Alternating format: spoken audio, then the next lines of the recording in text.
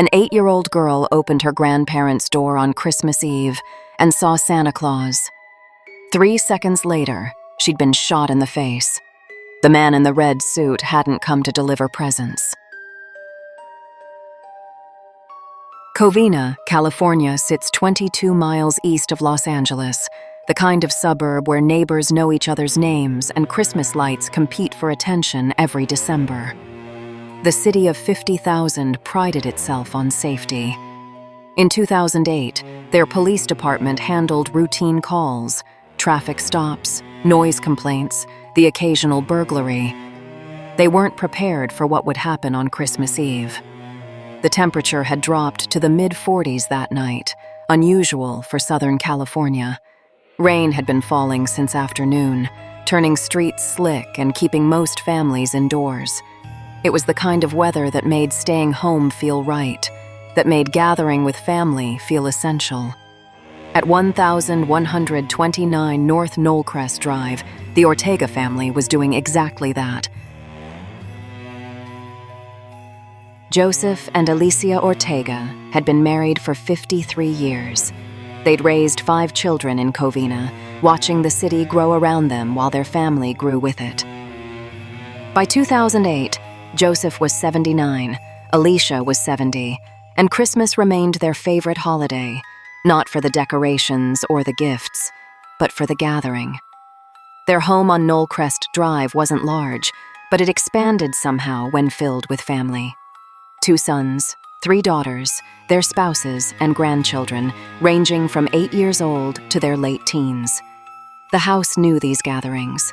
The walls held decades of Christmas memories, layer upon layer of laughter and tradition. This year, they'd planned for Christmas Eve. The turkey had been cooking since afternoon.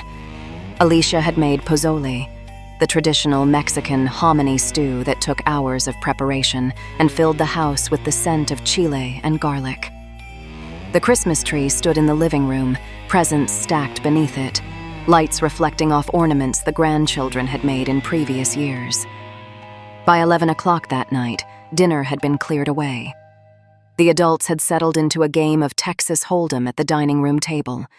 Joseph, Alicia, their sons James and Charles, their daughters Leticia, Alicia the younger, and Sylvia. The daughters-in-law, Cherry and Teresa, were watching the game or chatting. The grandchildren had migrated to the back of the house, where video games provided their own entertainment. Leticia Yusufpolski's daughter, 8-year-old Katrina, moved between the adult world and the children's world the way kids that age do. She'd watch the card game for a minute, then wander off, then return. The rain outside made everything feel cozy. Warm light, family voices, the particular comfort of being together when the weather turns cold. At 11:30 p.m., the doorbell rang. Katrina ran to answer it before anyone could stop her. That's what children do. They run toward surprises, toward possibility. She pulled open the door. Santa Claus stood on the porch. He wore a complete costume, red suit, black boots, white beard, Santa hat. He carried wrapped presents in his arms. To an 8-year-old girl on Christmas Eve, this was magic arriving at the door. Katrina's excitement lasted 3 seconds. The man in the Santa suit pulled out a 9mm handgun and shot her in the face. The sound shattered the card game, the conversation, the sense of safety that had filled that house for 53 years. Katrina fell backward into the hallway. Before anyone could process what they'd heard, before shock could even register as shock, Bruce Jeffrey Pardo stepped through the doorway and began firing into the living room. Charles Ortega, 50 years old, took the second bullet. His brother James, 52, took the third. Both men had been sitting at the dining room table with poker chips in front of them. Now they were bleeding on the floor, and their sisters were screaming, and children were running from the back of the house toward the sound of their parents' voices. Charles managed to shout even as he fell. 2 words that gave the chaos a name. It's Bruce. Bruce Pardo was Sylvia's ex-husband. Their divorce had been finalized exactly 1 week earlier, on December 18th. Some of the family knew him. He'd been part of Christmas gatherings in previous years, back when the marriage was intact. Now he was standing in their parents' home, dressed as Santa Claus, methodically shooting everyone he could see. James and Charles tried to fight back. Even wounded, even bleeding, they tried to get up. They tried to reach him. Witnesses would later remember this, how the brothers stood up, how they struggled toward the man who'd shot them, trying to stop what was happening. They couldn't. The injuries were too severe. Both men collapsed before reaching him. Pardo continued firing.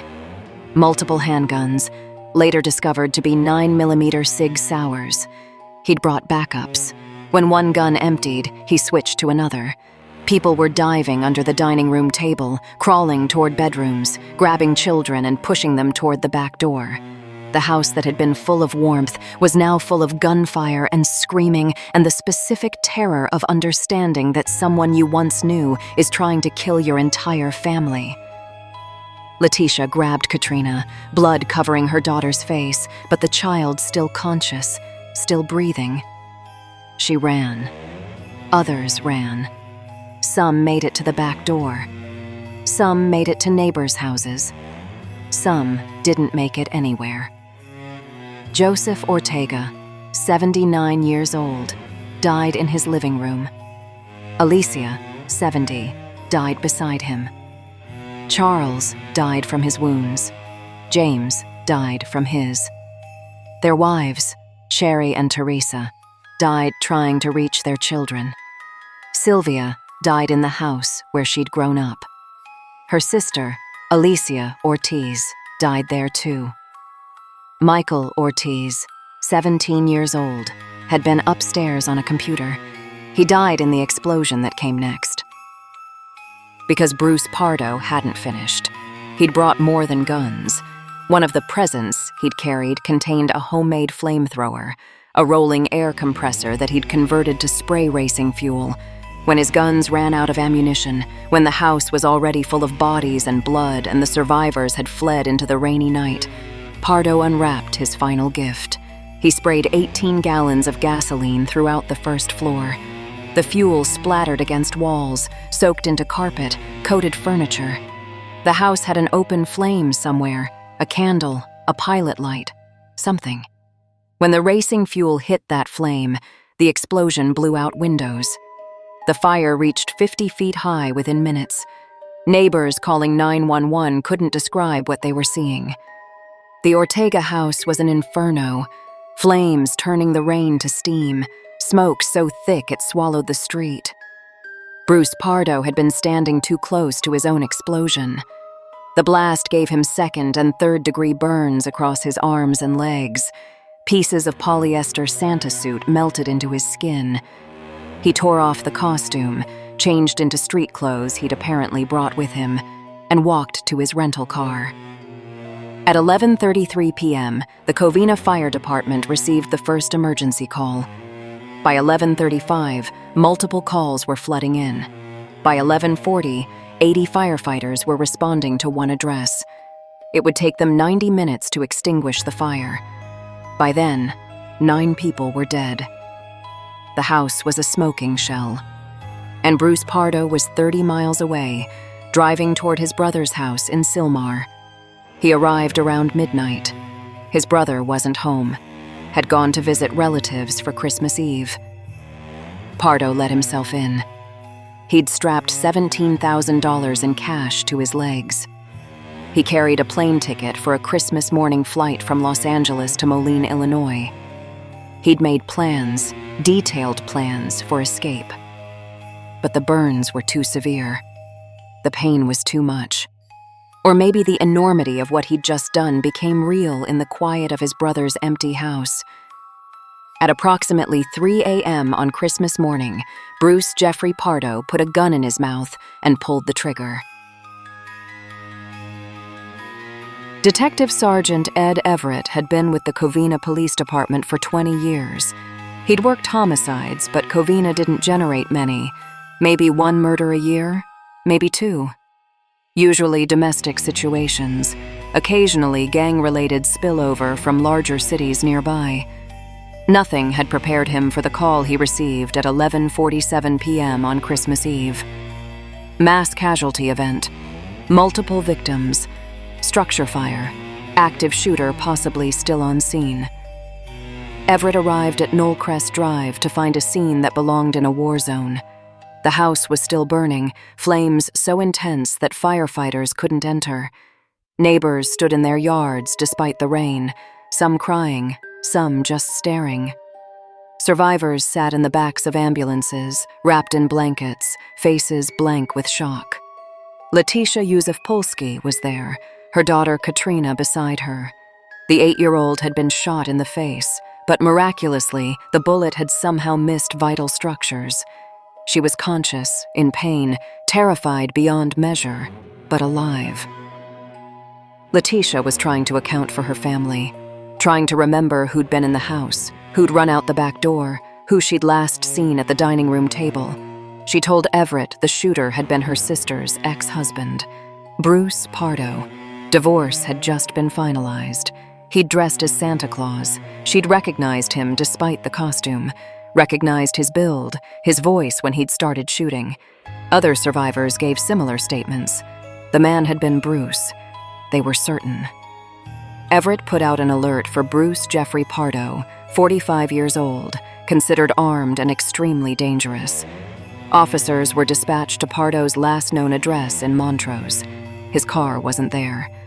The house was dark. No one answered the door. The fire department finally got control of the flames around 1 a.m.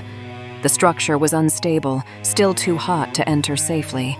They'd have to wait until daylight to begin recovery operations. Everett knew what that meant. Bodies inside, charred beyond recognition. Christmas morning would be spent in a morgue. By 3:30 a.m., Everett had established that Bruce Pardo had rented a car. He'd used his credit card, left a paper trail. Police found the rental in Sylmar, parked in the driveway of a residence registered to Pardo's brother. The house appeared empty. Officers approached cautiously. Pardo was armed, had already killed multiple people, might be barricaded inside. They announced their presence. No response. They forced entry. Bruce Pardo was dead in an upstairs bedroom. Single gunshot wound to the mouth, self-inflicted.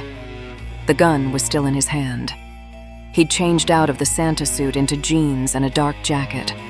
The melted polyester was still embedded in the burns on his arms. Everett noticed the cash immediately.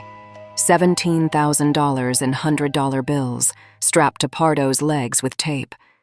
His wallet contained a plane ticket, Los Angeles International to Moline, Illinois, departing Christmas morning at 10 a.m. There were maps to Mexico in the car, directions to an attorney's office in another rental vehicle Pardo had apparently staged elsewhere. The man had planned an escape, multiple vehicles, multiple routes, cash for traveling without leaving electronic traces. He'd even bought a ticket that would get him out of California before authorities could fully respond. The burns had derailed everything. As Christmas morning dawned, the full scope of the massacre became clear. 9 victims, all from the same family, ages ranging from 17 to 79. A multi-generational slaughter in a quiet residential neighborhood on the most sacred night of the Christian calendar. The Covina Police Department had 10 detectives. All of them were called in. All of them would work this case. They'd need help from the Los Angeles County Sheriff's Department, from the FBI, from arson investigators and forensic specialists, but the primary investigation belonged to Covina. The scene at Knollcrest Drive was catastrophic. The house had essentially collapsed.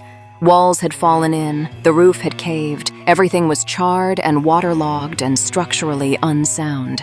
Investigators had to work carefully, documenting everything, searching for remains, while trying not to cause further collapse. Bodies were recovered throughout Christmas Day. The fire had been so intense that identification would require dental records and medical histories. Families who'd spent Christmas Eve at that house now spent Christmas Day, providing documentation so the coroner could determine who had died and how. Autopsies revealed the method of death for each victim. 3 had died from gunshot wounds alone, killed before the fire. 2 had died from smoke inhalation and burns, alive when the fire started, unable to escape. 4 had died from both gunshot wounds and fire, shot but not immediately killed, then overcome by smoke and flames. The youngest victim, Michael Ortiz, had been upstairs on a computer. Investigators believe he died in the explosion itself, the initial blast when gasoline hit flame. He might not have even known what was happening downstairs. Detective Everett's first priority was understanding Bruce Pardo. Who was this man? What had driven him to this? The Santa suit suggested premeditation, elaborate planning. This wasn't a crime of passion. This was calculated revenge. Everett pulled Pardo's records. Born March 23, 1963. Grew up in the San Fernando Valley. Graduated from California State University, Northridge, with a degree in electrical engineering. Worked at the Jet Propulsion Laboratory in La Cañada, Flint Ridge, for several years. More recently employed at ITT Corporation Electronic Systems Radar Systems. No criminal record. No history of violence. Church volunteer. Neighbors described him as friendly. Always said hello. Walked his dog regularly. On paper, Bruce Pardo looked like a normal suburban man. Educated, employed, community involved. No red flags. Nothing that suggested he was capable of mass murder. But Everett knew to look deeper. Normal people don't dress as Santa Claus and massacre families. Something had broken in Bruce Pardo's life, and understanding that break would explain everything. The divorce file told the story. Bruce had married Sylvia Ortega in January 2006. The marriage lasted barely a year before falling apart. Sylvia filed for divorce in 2007, citing irreconcilable differences. The proceedings had been contentious from the start. The core issue was money. Sylvia had 3 children from a previous relationship. Bruce refused to open a joint bank account. He refused to help support Sylvia's children financially. He insisted they were her responsibility, not his. This fundamental disagreement, whether a spouse should help raise stepchildren, had poisoned the marriage. But there was more. During divorce proceedings, Sylvia discovered that Bruce had a son from a previous relationship. A son he'd never mentioned. A son who'd been severely brain damaged in a swimming pool accident in 2001 while in Bruce's care. The boy, Matthew, was now a paraplegic, requiring constant care.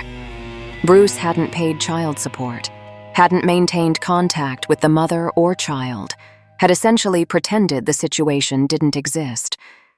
When Sylvia found out, she was furious, not just about the deception, but about Bruce claiming the child as a tax dependent for years while paying nothing for his care. This revelation became central to the divorce. Sylvia's attorney used it to establish Bruce as untrustworthy, as someone who abandoned his responsibilities.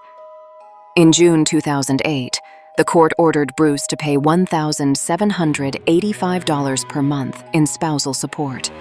His attorney had argued he couldn't afford it. Bruce had complained bitterly to friends that Sylvia was taking him to the cleaners.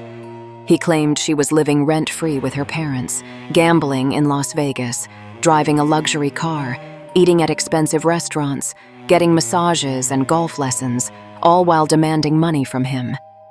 Then in July 2008, Bruce lost his job.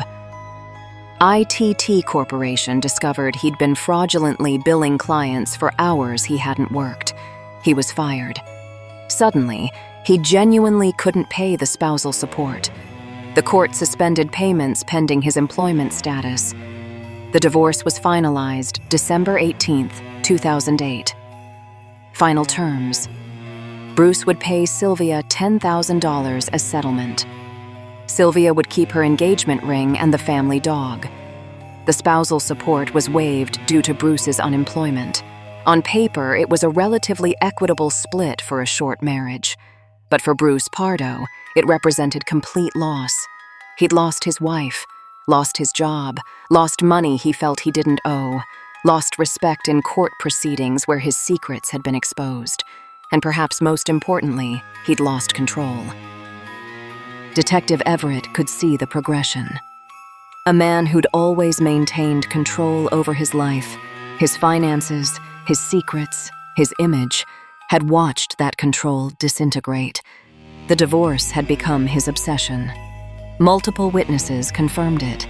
He'd talked about little else in the months before Christmas. One friend would later say, "This divorce shattered Bruce Pardo." It became his obsession, and Bruce began to plot ways to get back at Sylvia. I think he decided he wasn't just going to kill her, but kill everything she loved. The planning had been meticulous. Investigators discovered that Bruce had begun purchasing supplies in summer 2008. Ammunition, multiple handguns, materials for the flamethrower. In early fall, he'd commissioned a custom Santa suit from a seamstress, paying $300 for the complete outfit including boots, belt, glasses, and hat. He'd told her it was for a holiday party. He'd requested it be made extra large so he'd look extra jolly. He'd decorated his own house for Christmas. Lights on the roof, nutcracker soldiers and candy canes on the fence. Neighbors had seen him doing it, had waved hello, had no idea what he was planning. He'd rented multiple vehicles, staged one near his ex-wife's divorce attorney's office with supplies and maps, purchased the plane ticket to Illinois, withdrawn cash, created an entire escape plan that suggested he expected to survive and flee the country. The detail was chilling. This wasn't impulsive rage. This was months of preparation. Bruce Pardo had decided his ex-wife and her family would die, and he'd spent half a year planning exactly how it would happen. What investigators found most disturbing wasn't the violence itself, horrific as it was, but the precision behind it. Bruce Pardo hadn't snapped. He'd planned. Detective Everett and his team reconstructed the timeline of Pardo's preparation. Each discovery added another layer of premeditation, another indication that this massacre had been carefully architected. The guns had been purchased from a licensed dealer in August 2008, 4 months before the attack. Pardo had no criminal record, so the background check cleared without issue. He'd bought 3 9mm Sig Sauer handguns over 2 separate transactions. When questioned later, the dealer remembered Pardo as polite, knowledgeable about firearms, no warning signs. The flamethrower was more complicated. Pardo had converted a standard rolling air compressor, the kind used in auto body shops, into a pressurized fuel delivery system. This required mechanical knowledge, which Pardo had from his engineering background. He'd tested it. Neighbors in Montrose reported seeing him in his garage with what looked like spray equipment in November. They'd assumed he was working on a car project. The Santa suit came from a seamstress in Pasadena. She'd kept records of the commission. Pardo had ordered it in October, specifying exact measurements, requesting quality materials. He'd picked it up in mid-December and paid in cash. The seamstress told investigators he'd been pleasant, chatty about holiday plans, gave no indication he was building a costume for murder. But the most revealing detail was the rental cars. Pardo had rented 3 separate vehicles in the days before Christmas Eve. One he'd driven to Knollcrest Drive. That vehicle was found abandoned near the scene. One he'd parked at his brother's house in Sylmar. That's where he'd committed suicide. And one he'd staged near the office of Sylvia's divorce attorney, a woman named Gina Barber. This third car contained cash, a change of clothes, maps of the southwestern United States and Mexico, bottled water, and energy bars. It was a getaway vehicle, positioned for easy access if Pardo managed to flee the scene. The location suggested his target list might have included the attorney who'd represented his ex-wife in court. Detective Sergeant Bill Turner, who joined the investigation, focused on understanding Pardo's mental state. Turner had worked psychological profiling cases before. He interviewed everyone who'd known Pardo: friends, family, co-workers, church members. The portrait that emerged was unsettling precisely because it was so ordinary. Bruce Pardo had been, by all accounts, a normal man until his divorce. He'd had friends. He'd volunteered as an usher at Holy Redeemer Catholic Church in Montrose. He'd walked his dog around the neighborhood every evening. His attorney from the divorce proceedings, Stanley Silver, described him as always pleasant and cheerful in their interactions. John DeTana, who knew Pardo from church, told investigators he was very outgoing, very friendly. He always greeted you with a smile. He was a pretty big guy with a firm handshake. It's a shock to everybody who knew him. Even Sylvia's family had liked Bruce initially. He'd attended previous Christmas gatherings at the Ortega house.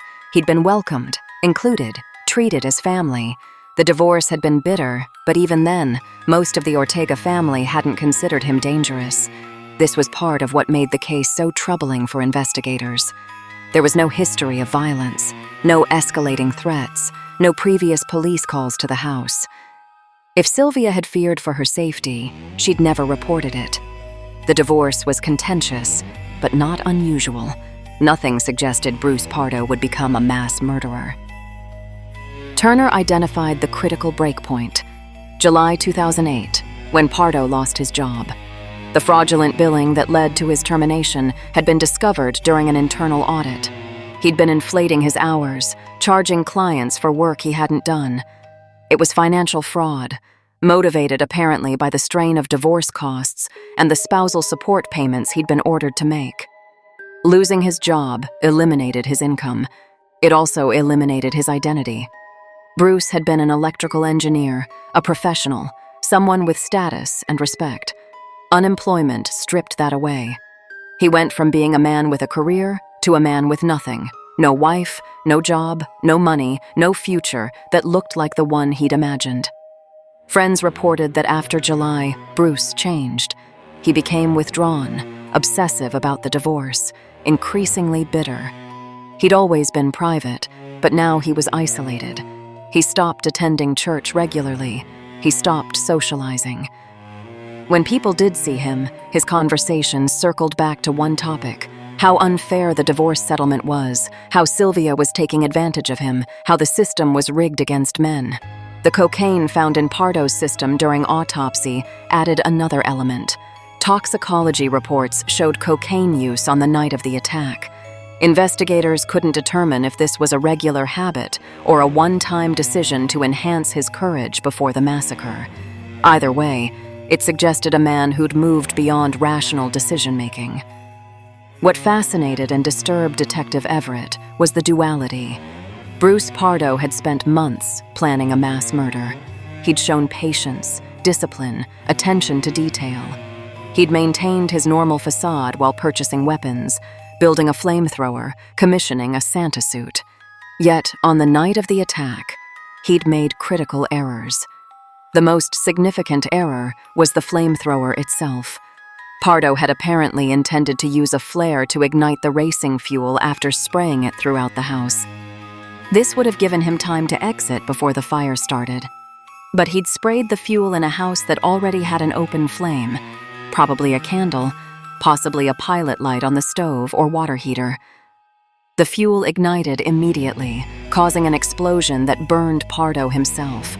This oversight, this failure to account for existing fire sources, suggested someone who'd planned intellectually but hadn't fully thought through the practical reality. An engineer should have known better. A man who'd tested the flamethrower should have anticipated the risk. But rage, cocaine, and obsession had overridden rational thinking. The explosion saved lives. Several people who'd been hiding in bedrooms or crawling toward exits survived because Pardo had to flee. If he'd been able to spray the fuel, exit calmly, and ignite it from outside, the death toll would have been higher. His own burns cut short his attack. Turner interviewed Letitia Yuzefpolsky multiple times. She was the only adult Ortega sibling who'd survived. Both her brothers were dead. Both her sisters were dead. Both her parents were dead. Her sisters-in-law were dead. Her nephew was dead. She'd lost her entire immediate family in 15 minutes. But Letitia had seen everything. She'd been at the dining room table when the shooting started. She'd seen Bruce walk through the door in his Santa suit. She'd seen her brothers try to fight back. She'd grabbed her daughter and run, but not before witnessing enough to provide crucial testimony. She told Turner that Bruce had been methodical. After the initial burst of gunfire, he'd moved through the house systematically, people hiding under the dining room table. He'd shot them execution style. People crawling toward bedrooms. He'd followed and shot them. This wasn't random firing. This was deliberate murder of each individual person he could find. The brothers, James and Charles, had both been armed with nothing but their bare hands and their determination to protect their family. Despite being shot early in the attack, both men had tried to stand, tried to reach Pardo, tried to stop him. Their wounds made it impossible. They died trying. This detail became important in the investigation's final analysis. It demonstrated that Pardo had expected resistance.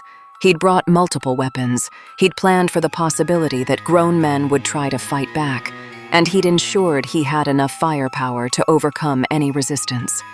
The investigation also revealed Pardo's broader plan. The rental car near the divorce attorney's office suggested she was a potential second target. Gina Barber had represented Sylvia in court, had exposed Bruce's hidden son and financial deceptions, had argued successfully for spousal support before it was waived. Pardo apparently blamed her as much as he blamed his ex-wife. Police increased security around Barber after discovering this. She went into hiding for several days until they were certain Pardo was dead and had acted alone. She later told reporters that she'd had no indication Pardo was dangerous, that he'd been appropriate in all their interactions during the divorce proceedings. This raised an uncomfortable question. How many other seemingly normal divorce cases involved a party who was quietly planning violence?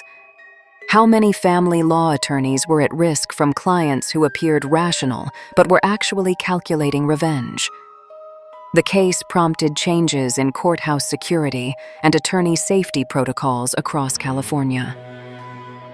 By December 27th, 3 days after the massacre, the investigation's basic facts were established. Bruce Jeffrey Pardo, motivated by his divorce and financial troubles, had planned and executed a mass murder of his ex-wife's family. 9 people dead, 3 injured, 1 house destroyed, 1 family nearly erased. But Detective Everett's work wasn't finished. The investigation would continue for years. Not because the facts were unclear. Pardo's guilt was obvious, but because the case raised questions that needed answers for other potential situations. How could someone with no history of violence plan something this extreme? What warning signs had been missed? Could anything have prevented this? Should divorce courts be more aggressive in assessing danger? Should firearm purchases trigger alerts when someone is involved in contentious divorce proceedings? These questions had no easy answers. Bruce Pardo had been legally permitted to buy guns. He had no criminal record that would have flagged him in a background check. He'd made no explicit threats that Sylvia could have reported. The divorce had been bitter, but many divorces are bitter without resulting in violence. The Covina Police Department documented everything. They created protocols for handling mass casualty events involving family annihilation. They shared their findings with other departments. The case became a teaching tool, not just for criminal investigation, but for understanding how rage can calcify into premeditated murder. One forensic detail proved particularly valuable for other investigations. The explosion pattern from the racing fuel helped arson investigators understand how improvised flamethrowers behave. The burn patterns on Pardo's body showed how close an attacker needs to be to sustain injuries. This information would later be used in other cases involving homemade incendiary devices. But for Everett and his team, the most important work was simple: documenting the victims. Not as bodies in a crime scene, but as people who'd been alive. Joseph and Alicia Ortega, married for 53 years.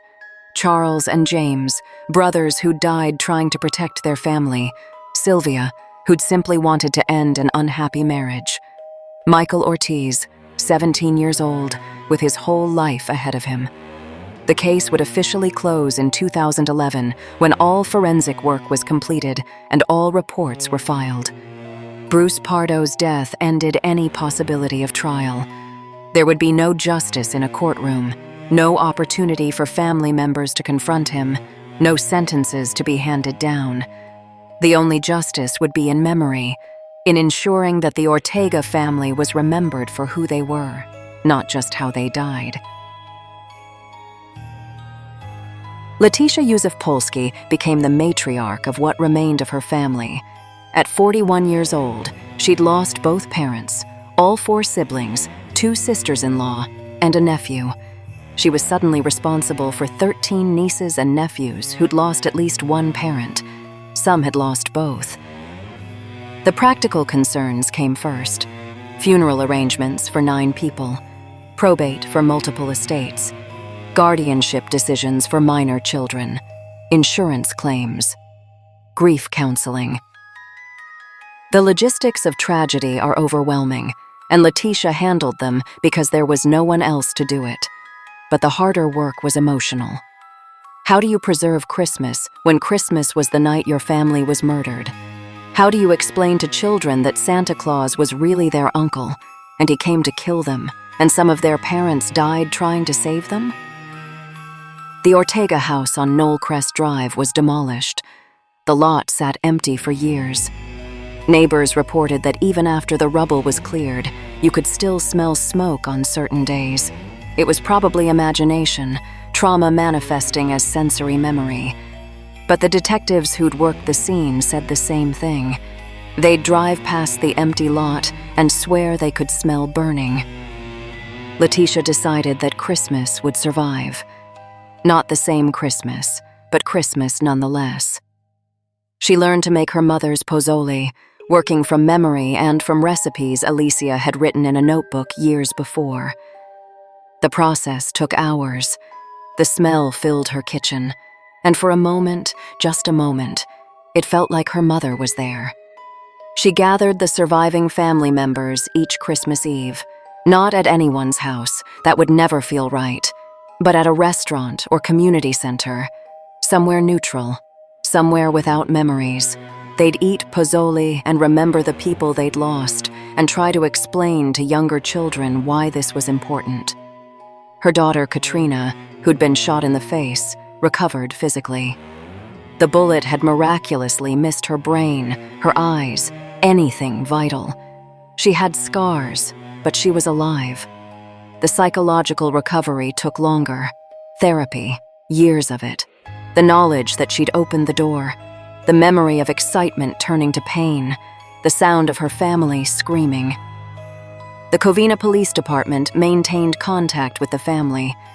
Even after the investigation officially closed, detectives would check in, especially around Christmas. They'd ask if there were any needs, any questions, any new information that might provide closure. There was one final discovery that gave Letitia some small comfort. Among Bruce Pardo's belongings, investigators found a notebook with partial sentences he'd apparently been writing before the attack. They were fragmented, unclear, possibly intended as some kind of explanation or suicide note. One phrase read, "Troubles can cause." Another, "Blame nobody but." Both were incomplete. Pardo had either changed his mind about leaving an explanation or simply hadn't finished writing before leaving to commit murder. But the fragments suggested he'd been thinking about blame, about cause and effect, about who was responsible for what had happened to his life. Letitia told investigators she didn't need to know what those sentences would have said. Bruce Pardo's justifications didn't matter. His reasons didn't matter. 9 people were dead because one man couldn't accept that his life had changed in ways he didn't control. By 2013, 5 years after the massacre, the surviving family had found something resembling stability, not healing. You don't heal from something like this. But stability, a new normal that acknowledged the absence of almost everyone they'd loved while still moving forward. 13 children had lost parents that night. Most were being raised by surviving family members or by the other parent if they came from blended families. They were in school. They were in therapy. They were growing up with a story that would always define part of their identity. The empty lot on Knollcrest Drive was eventually sold. Someone built a new house there in 2015. Different design, different color, nothing that resembled the Ortega home. The new owners knew the history. It's disclosed in California real estate law when a house is the site of a death. They bought it anyway. Life continues, even in places where it was violently interrupted. Covina returned to being a quiet suburb. The massacre remained the worst crime in the city's history. The police department kept the case files in a special archive. New officers were shown the files as part of their training, not to traumatize them, but to prepare them for the reality that even safe communities can experience extraordinary violence. The lesson from Covina, if there is one, isn't about security systems or warning signs or how to prevent the unpreventable. It's simpler and harder than that. It's about the fragility of family gatherings, the preciousness of ordinary Christmas Eves, the terrible swiftness with which everything can be lost. Joseph and Alicia Ortega had spent 53 years building a family. Bruce Pardo destroyed it in 15 minutes. But he didn't erase it. The family persists in the children who survived, in the traditions Letitia fights to maintain, in the way the community remembers December 24th, 2008, not as the night of the massacre, but as the last night the Ortegas were all together. That's the victory against violence like this. Not that it can be prevented or even understood, but that it can be survived. That Christmas can return. That families can gather again, even when the gathering is smaller, even when empty chairs outnumber filled ones, even when the pain of absence competes with the comfort of presence. Letitia Józef-Polski says it clearly. Everywhere you turn, there are memories of what we used to have, and then memories of that night. You can't escape it. Christmas will always be there, and we continue to celebrate it. The Ortega family, Joseph, Alicia, Charles, Cherry, James, Teresa, Sylvia, Alicia Ortiz, and Michael, rest together at Forest Lawn Memorial Park in Los Angeles. Their graves are marked. Their names are remembered. They were more than victims of a massacre. They were parents, siblings, spouses, children. They were people who loved Christmas and loved each other. Bruce Jeffrey Pardo is buried in an unmarked grave, location undisclosed, as he deserves to be. The Ortega family's tragedy reminds us that the season we associate with joy can also harbor darkness, not from strangers, not from random violence, but from someone who was once welcomed at the table. The investigation showed us that warning signs aren't always visible, that rage can hide behind pleasantness, that premeditation doesn't announce itself. Here's what stays with me about this case. Letitia learned to make her mother's pozole from memory. She does it every year now. That act of remembering, of cooking the same food the same way, of filling her kitchen with the same smells that filled her mother's kitchen.